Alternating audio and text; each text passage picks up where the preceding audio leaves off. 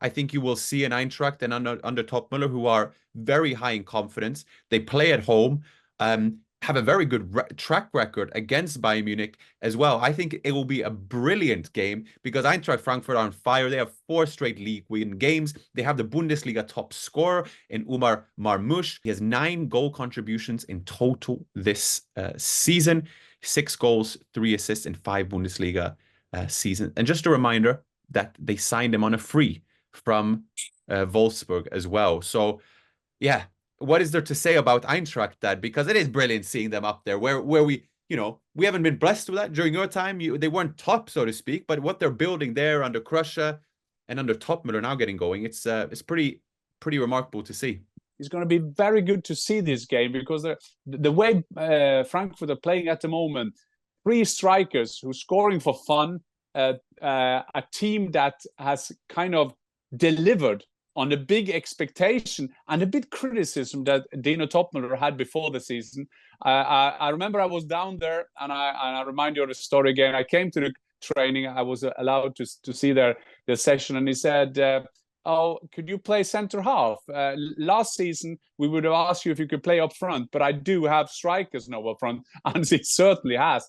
And as you were saying, Marcus, just shows you the fantastic job Eintracht Frankfurt was doing at the moment, getting young players in, getting them nearly for free. We know Kolo Muani came for free. They sold him for 95 million euros. We have Pacho who came for 10 and they sold him for 45. And now they have Marmoush and what have you. So Eintracht is a great time to be an Eintracht fan. It's also, Marcus, if I may say, if you see the Bundesliga now, and also if you see the Premier League, the 2 leagues that we follow closely, how dependent you are on players scoring goals. You see Leipzig, after had a bit game off in the last round, came back because they have so many potential match winners running around. And you were mentioning Dortmund, exactly the same. You have the strikers, you have the Guirassy, you have the Adeyemi, you have the Xavi, you have the Šeškos of this world. And true. I mean, I feel bad for the clubs who don't have a number 9 or a striker at the moment, or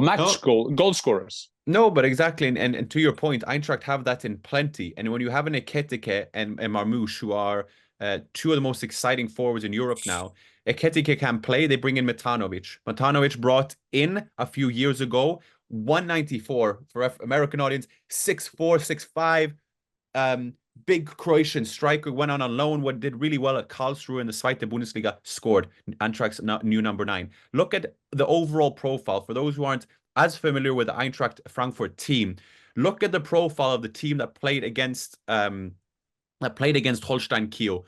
And yes, you'll have some more experienced players, but they didn't start. Mario Götze came off the bench, Dahoud came off the bench, Skiri came off the bench. Then you have a young Hugo Larsson, you have a Chaibi, you have a Bimbe, you have Tiatu came off. I mean, you have, and the goalkeeper, obviously, Santos, and we'll see now when Trapp is ready for this weekend whether he'll be back playing. More likely he will, because he's also the team's captain as well.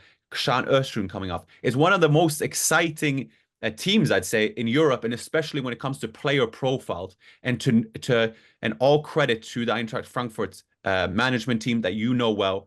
There is a deliberate recruitment to it. Kolo Muani also picked up on a free, sold for 100 million euros. If Ekitike and Marmoush continue this at this rate, obviously they'll find themselves at bigger clubs. And that is part of Eintracht Frankfurt's model as such.